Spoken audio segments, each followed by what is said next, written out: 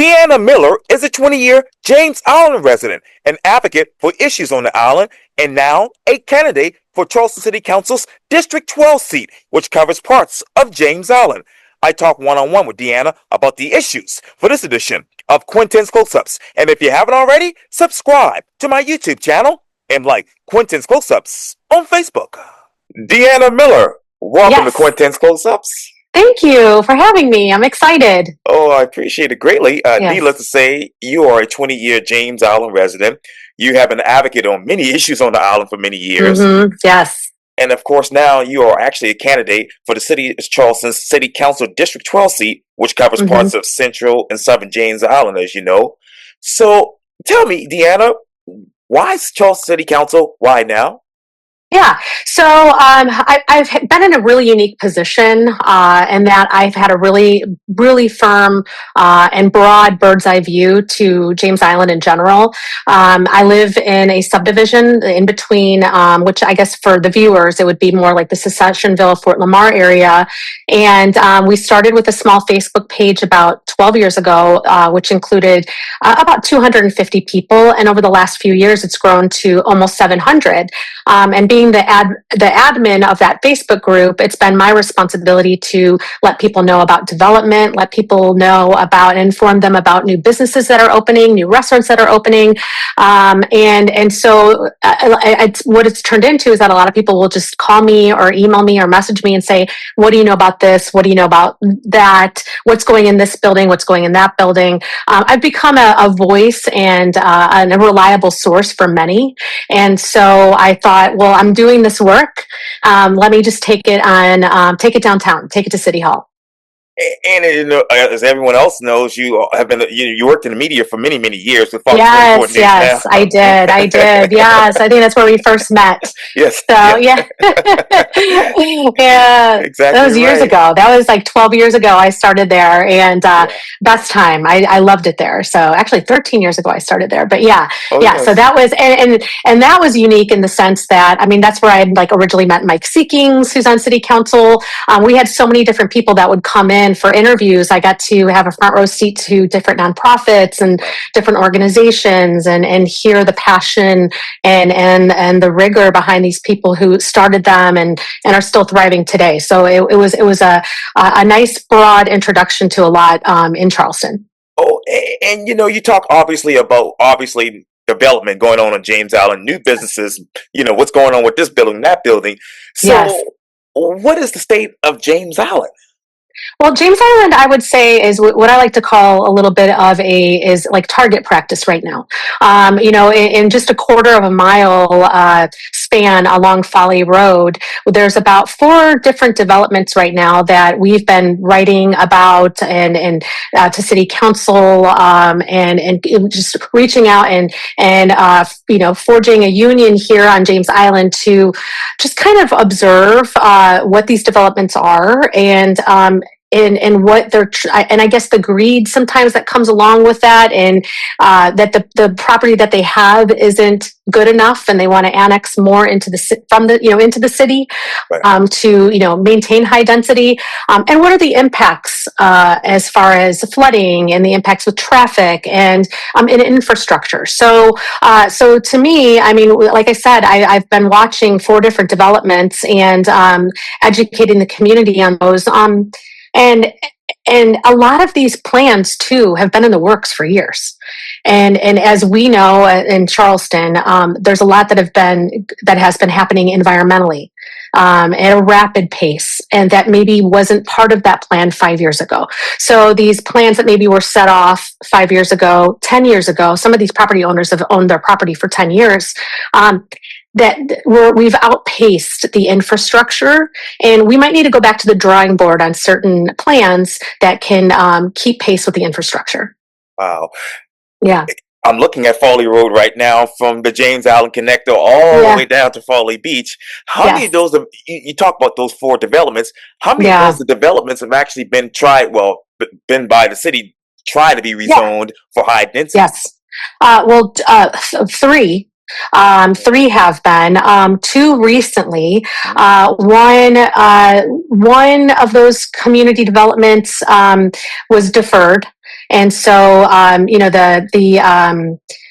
city council, actually the owner of the property, the developer, they actually deferred it themselves and took it off the docket, the agenda. And then the other one was not approved. And so they told the developer, you have to go back to the drawing board and you have to rework this because this is not going to work in this flood zone, this flood prone area, and which was a win. I mean, and again, I personally, I should say not we, but there's a level of development which is okay. I mean, especially when people own property, within reason, I think they should be allowed to develop, what they have. But is it going to fit into the community from a historic standpoint? Is it going to fit into the community from a flooding standpoint, environmental impact standpoint? And is it going to fit in the community as is? Why are we annexing more property in when we can just make use of what's already there? How many properties on Farley Road can you actually just redevelop right now? I mean, driving down Folly Road, there are so many pockets of green space that they're all, and that's what I said. It feels like it feels like target practice. Right. They could all be. A threat for development up and down Folly Road. And I've lived over here for maybe 23 years. I lived in Folly Beach for 2, and I've lived in the same house for a little over 20 years. And when I first moved here, I thought it was very country. I just driving down, I thought, oh my gosh, like the only thing here is Walmart. And that has changed a lot. I still love the new businesses, and I still love the small businesses and the local businesses. I love that people are living their dream by owning and operating their business. But it's the high density that we're concerned about. It's more apartments, it's more condos, it's more townhomes. And so that's what we're all concerned about. And I remember when James Allen was just nothing but was in the Walmart, as you just mentioned. Yes, woods in Walmart. That's good. Yeah. I like that. Oh yes. Yeah, that's true. Yes, ma'am. But James Allen cannot grow any further than what it is, obviously. No. Right. So where are they putting these new apartments and new businesses? Yeah. So along Folly Road, along the corridor. So as you're headed down Folly Road, going to Folly Beach, you pass Gold's Gym. So it's the intersection of Fort Johnson and Folly Road. Right there is about the start of where a lot of those new developments are coming. There's this one property that was going to possibly be Charleston Swim School. That property is now for sale, which would have been wonderful to have another location for kids to learn how to swim on the island, because as you know, James Island has a very small pool, and the demand for swim lessons and the demand for aquatics is larger than what we can provide. And unfortunately, from what I understand, that's not going to come to fruition. So that is a piece of land that is up for sale. I think that's a retail zone, though, so I don't think that can be zoned right now for any type of development, housing development. And then as you go further, that's when it starts to pick up, where you've got a couple acres, and one developer wants to put 66 townhomes. Go down a little further, we're looking at 33 townhomes plus mixed-use retail. Then you go a little bit further, then you've got a developer, and it's more on the county side, but it's still on James Island. They're looking to put an inn back there, and so it's and if all of these, if there was one, we could take a look at it from a different perspective and say, well, what it would be the impact? What is the traffic study that we can do? And what are the safeguards we can put in place? Because putting a townhome complex or at a blind man's curve, so to speak, off Folly Road, you're just inviting accidents as well. So it's an unsafe part of Folly Road. So right now I would say that is kind of the target zone, is that stretch right before you hit Folly Beach. Wow. What is the timeline for these apartments to be actually developed? Yeah, so that's the thing right now. Looking back, the developer had a meeting with people in our community. I believe it was 2017. So we're looking at, that was 8 years ago that they've been, and of course we had the pandemic. And so things were put on hold. They went back to the drawing board a little bit and now they're back to the drawing board again. But I will say that one developer did build Spyglass Seaside, which is the apartments, and it's beautiful. And you know what? And honestly, I really do believe that has served a purpose because there's a lot of single parents on James Island. There's a lot of single people on James Island. There's a lot of senior couples, for that lifestyle. I think that really did fulfill a need, and they did a beautiful job. The developer did a beautiful job. It's a beautiful property. But going forward, I don't know what that timeline is because it's already has been sitting there, and I know they've probably been losing money on that property, not developing it. And so for them to have to go back to the drawing board, I mean, we're looking at maybe 6 months before we can look at the plans again and decide, and hopefully that they took the community and input and the city's recommendations into their plan, and we can see something different from them.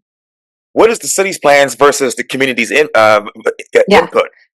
So, well, the community input from years ago was that they were just concerned that if we're going to do homes and we're going to do retail, what does that retail look like? Because if you've got a parking lot and you've got lights, are those lights going to be shining into neighbors' backyards?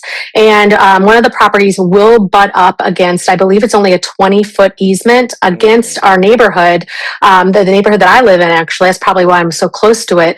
And so neighbors are concerned. They've had green space there.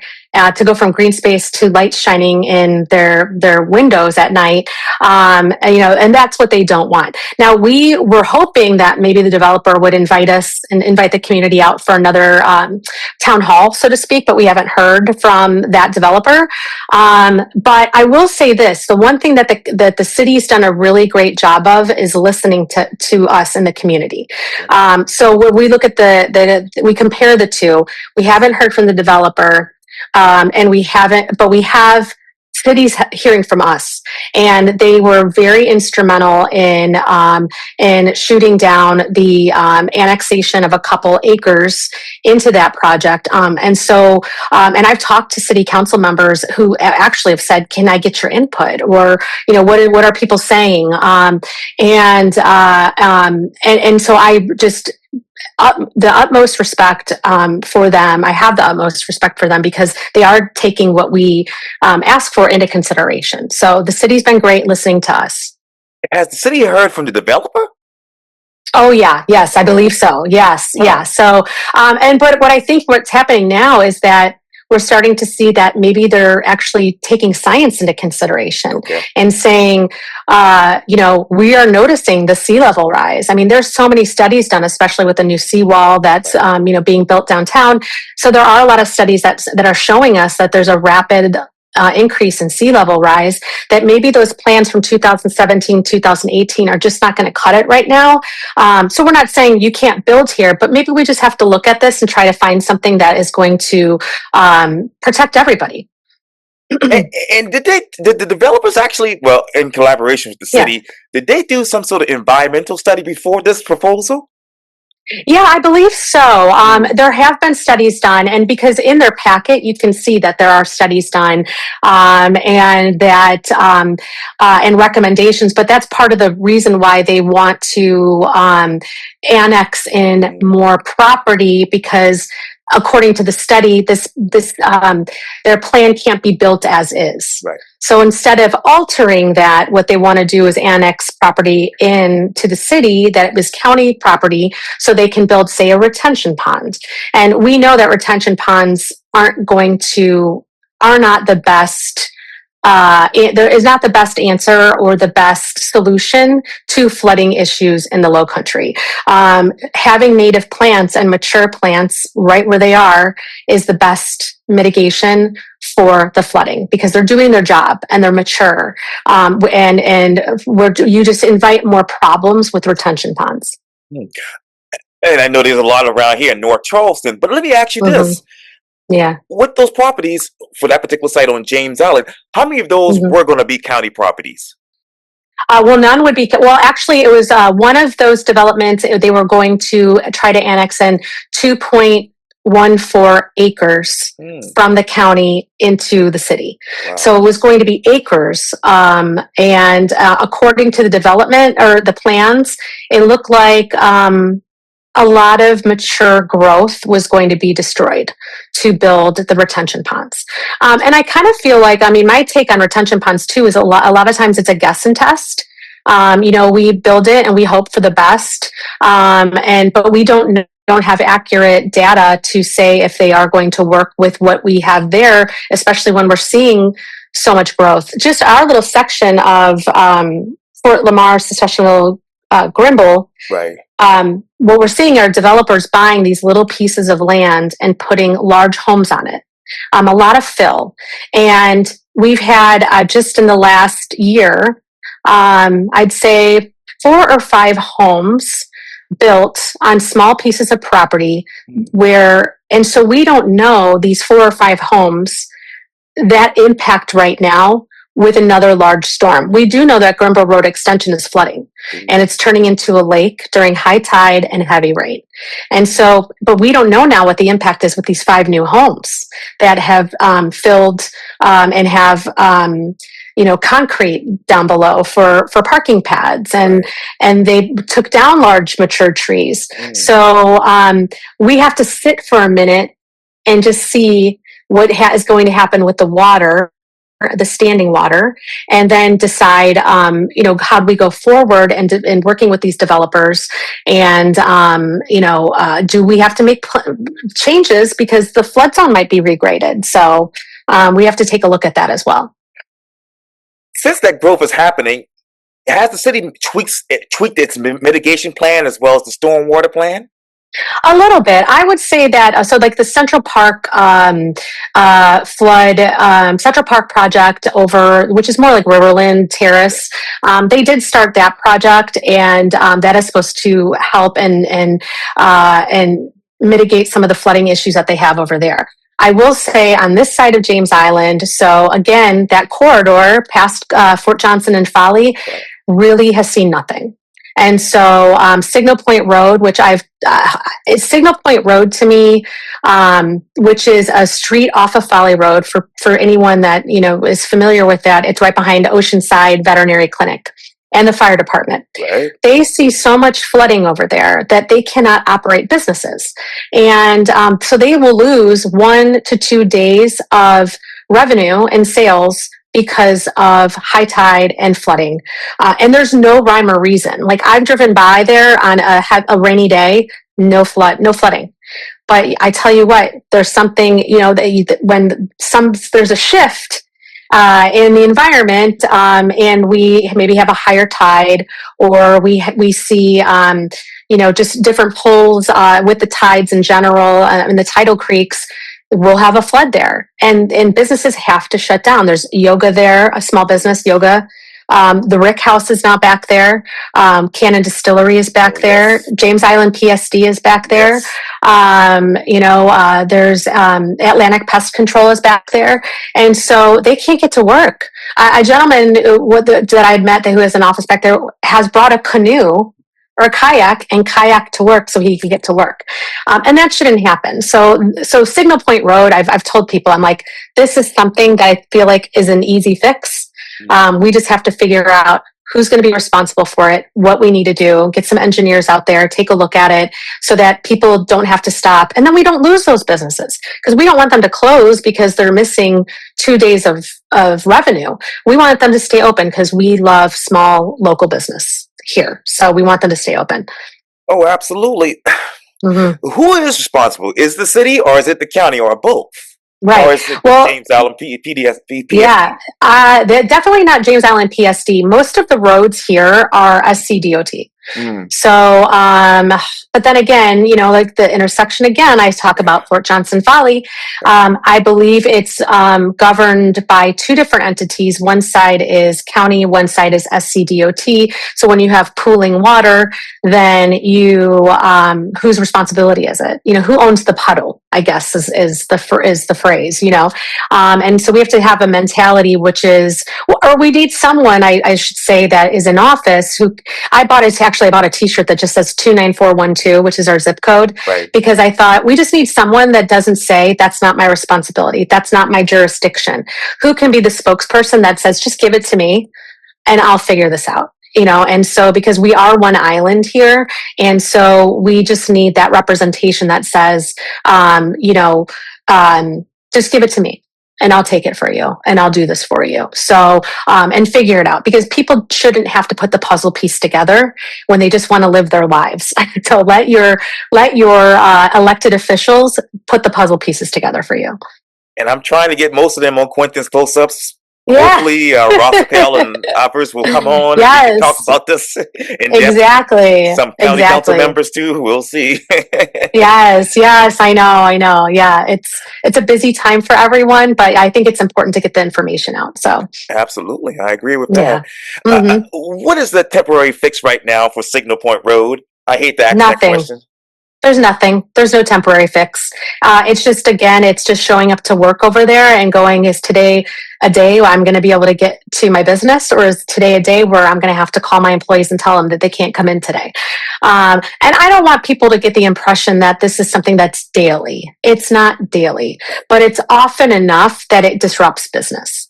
And it just shouldn't happen. We should be able to have business space and be able to access that business space. And so that's the right as a business owner, and that people are going to keep up the streets and be able to figure this out, especially when you're allowing the development and properties are zoned for development. Well, then if we're going to stay true to that, then we have to stay true to our small business owners.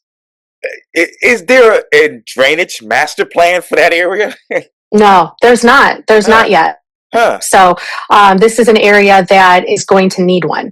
And so this is an area that's, and again, it's almost like we just have to we have to take a look at that whole Folly Road corridor, and have a new study conducted. We do have the basin study that was conducted, I think it was 6 years ago, 5 or 6 years ago. But things have changed. So much has changed.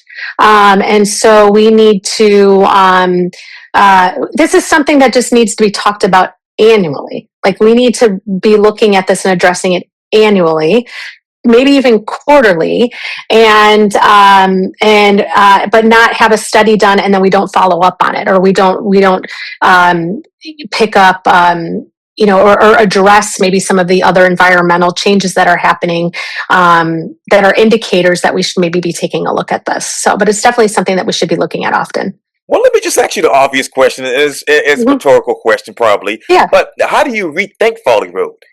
Yeah. Well, rethinking Folly Road. Well, we rethought Folly Road, I guess I should say. So we've already thought about it. So now it's just how we are going to put it, and finally get phase one started. So I went to the Rethink Folly Road meeting that occurred last quarter, and I asked the question. I stood up and I said, everyone in my community is excited about this, but guess what? We've been excited about this for 9 years. So when will phase one begin? And a lot of people that were at the head of the table did not have an answer for that. But fortunately, there was somebody in the audience who is the project manager for phase one and said, guess what? We are going to start this fall. So I believe that Rethink Folly Road will be coming together, or starting finally after almost 10 years of their charrette and the community input sessions. Hopefully, I would say now. It should be now. And so, and now's about the time where I should probably follow up and ask, since, the quarter has gone by, and just see where we're at with that. So. Wow. Okay, phase one should have been started, as many people have Yes. indicated. So, Yeah. what should be included in the Rethink Folly plan now? Yeah, well, definitely completing the sidewalks. I think that's important. And it's funny if you go back and you look at the plans and the ideas and the renders. Right. I just like it's almost nice that I've taken a little while to really go back and take a look at it because it almost seems comical because you see these photos of people strolling along what looks like the avenue. You know, Folly Road is going to be so beautiful. It's going this is going to be a desirable place to live, and nothing's been done to get us there. So it's something that was sold to people. This concept and this idea was sold to people. So when will we get to the point where we have these people in these renders strolling down the avenue down Folly Road? So we have to finish what we started and give people what we promised. And that is a beautiful corridor that could take you down Folly, whether it's by bike, whether it's on foot, whether it's just driving. How can we, how can we bring that to fruition for everybody? Yes, ma'am. I want to get back to that in just a second, but you touched on Mm-hmm. something earlier that I really wanted to harken on. And as you probably know too, recently the city's committee on the real estate voted unanimously to deny an annexation and rezoning to the PUD Yes. of 2.4 acres right there on the island. Yes. Yep. The plan was for 38 townhomes, which would be located Yeah. to many people on a dangerous curve of Folly Road. Yes. Yes. Yes. In what way does that actually conflict with the Folly Road overlay projections? Yeah. So that is about where the Folly Road overlay is about ending. So that's in, so that is, so that's going to be, I would say, at the beginning is Ellis Creek. That is about where it will end. So it really doesn't play a huge part in continuing on. And what's been nice is that, a lot of those businesses on Folly Road, right about where it's going to end, I guess I would say, have done a really good job of holding up their end of the bargain, which is when they build a new building or a new property, they redevelop it, they have to give their little stretch of that Rethink Folly sidewalk. Right. And so, and it's beautiful. Like the new, there's a new business opening called Pluff Mutts, and it's in the old brick house. And they've done such a beautiful job with this property. And I know it's a wide sidewalk, but if you envision people being able to ride past people safely, or walk, or kids being able to go walk to the library around the corner, having that wide of a sidewalk is going to be great for people to access on foot and not have to rely on their vehicles to get everywhere. And people that don't have vehicles, there's a lot of people that ride the bus and that need to get to the library for resources. And so that is something that I'm happy to see, and I'd love to see it continue on Folly.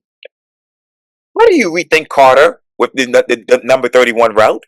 Yeah. So I would say what we have to do is just make sure that it's frequent enough, that we have enough frequent stops, so that as we connect people who live elsewhere that have jobs or have a lifestyle situation here, that they can access the routes, that there's enough routes, and that we are doing studies that, and we just reach out to different people and say, what are the zones? If we were able to offer and provide more stops, where would those stops be? Where are we seeing people not access the access CARTA because it's too far away? So, and again, like I said, when we take a look at the flooding and we take a look at studies and we revisit that on a quarterly basis or an annual basis, that's something that CARTA, as a representative of James Island, if people are saying we really could use one on the backside of Grimble, North Grimble or South Grimble, then there's a demand there. How can we just add that stop? And would that increase more people to access it because it's there? Like the saying, if you build it, they will come. Sometimes we have to build it. And so if we build it and we put it on the map, then hopefully we can encourage more people to ride it. And how many more ideal stops would be needed for that particular area? Yeah. I would say I think along Folly, I think Folly could probably use maybe one or two more stops. But right now they do stop at pretty reasonable hubs like Walgreens and outside of Walmart. Right. So they do have reasonable hubs, but if we were able to, but I still see people struggle. Like I still see people walking their bike. Maybe they ride their bike and they have to walk it along Folly Road. So maybe just adding some connector spots, maybe two more that are in between. And then also, now that there's more building and more development in some of the back areas, like behind by James Island Elementary, and also along Fort Johnson Road, taking a look at the new development that is along that corridor, Seaside Lane behind the high school.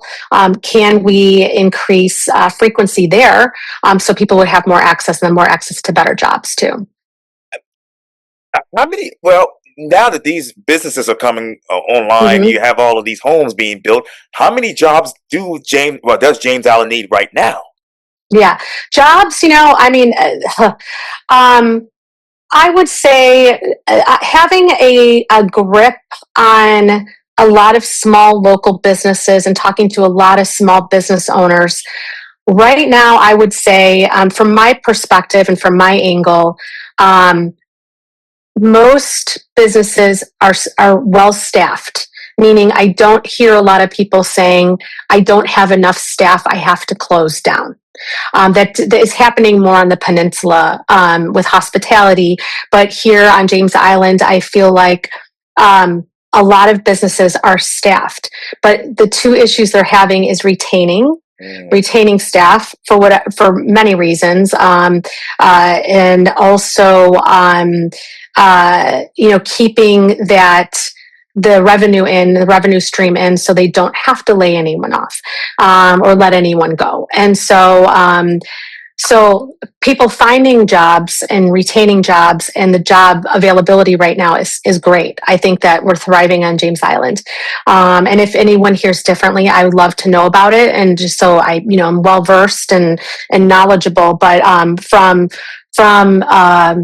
my vantage point, those are really the issues: is retention and from the employee themselves, and also retention from the employer. Wow. And another big issue, as you know, is the Post Corey just recently published an editorial supporting high density housing in the Charleston Hmm. area. Uh, is that ideal for James Island right now? Or No. even all of okay. Yeah. No, I think for James Island, we have to take a look. So the reason I like townhomes and the reason I like maybe more high density is if it accomplishes what it's set out to do. So because if you live in a townhome, you're not necessarily somebody that is looking at a townhome because it's affordable housing. You're looking at a townhome more because it's a lifestyle change. Because living in a townhome is a lifestyle. If you like to travel, if you want low maintenance on your home, if you have a smaller family, maybe you're in transition, you're going from a large home to a small home, or a small home to a large home. It's transitional.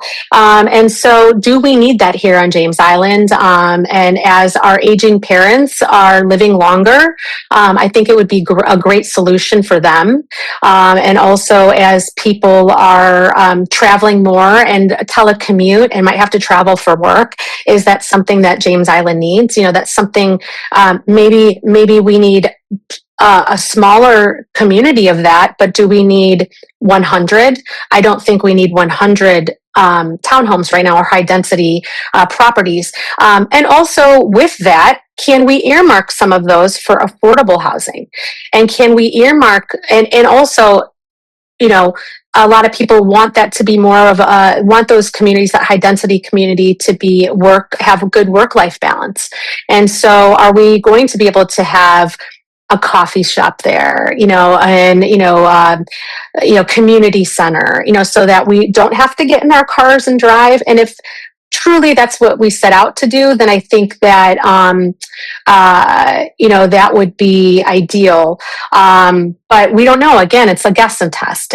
We don't see a lot of that on James Island, so we don't know if that's necessarily going to work. Okay. I will say cities like Jacksonville, right? So years ago, maybe 10 or 12 years ago, they tried that along the waterfront, and what they found is that a lot of businesses went out of business because they just didn't have the foot traffic from other places. They had foot traffic maybe from residents. I think West Edge has a little bit of that too. They have foot traffic from residents, but how do you recruit people from outside to have to come and find complicated parking?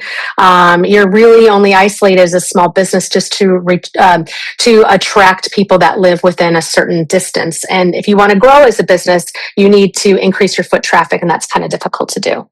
And I was just at West Edge just Saturday getting some bunch of Publix. Yes, I love it. I love that Publix. So, yes, yeah. It transports you to somewhere different. It's like, wait, this is a grocery store in Charleston. Yeah, Yes. yeah. So, yeah. I love Publix. Yeah, Pub Sub. I know. It's a Charleston icon. So, yes, yeah. It really is. Yeah. Instead of that jobs question that I asked you earlier, what I should have asked you was this. What does James Island actually need now? Do you need affordable housing, or do you actually need workforce housing? Yeah, so I would say right now, affordable housing. And I would say that is primarily because there are a lot of, like I mentioned, a lot of small businesses here and a lot of local small businesses. And they have certain, caps on what they can pay people.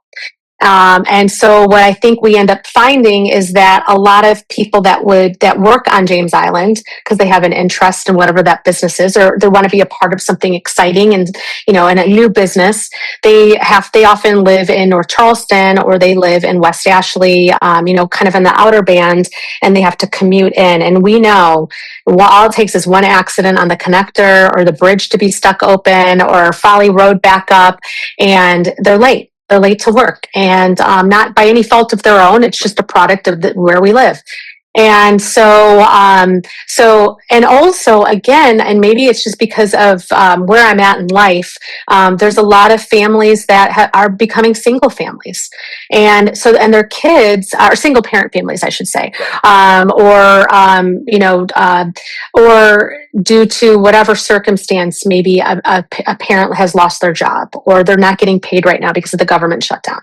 And so what happens is it's really hard to have a family uproot their children who've only known one school system, only known once, they're a certain set of friends, and have that safety and that security of repetition in their life. And they would have to leave James Island because they can't afford it anymore. And what we're finding too is that's happening to a lot of our historic communities. These families that have lived here for years, generations, are getting outpriced. Taxes are going up, and it's the values are going up, and so they're not able to afford the staying in their homes anymore. And families also on fixed income. Our seniors who are on fixed income. So affordable housing, I definitely feel has a place on James Island. We definitely could use that. Deanna Miller, thank you so much for your time. Yes. And welcome to Quintin's Post-Ups. Thank you. I'm so excited. So thank you for having me. This was definitely a lifetime achievement, a bucket list item. So I appreciate it. Yeah. Oh, you're welcome. It was good seeing you. Likewise.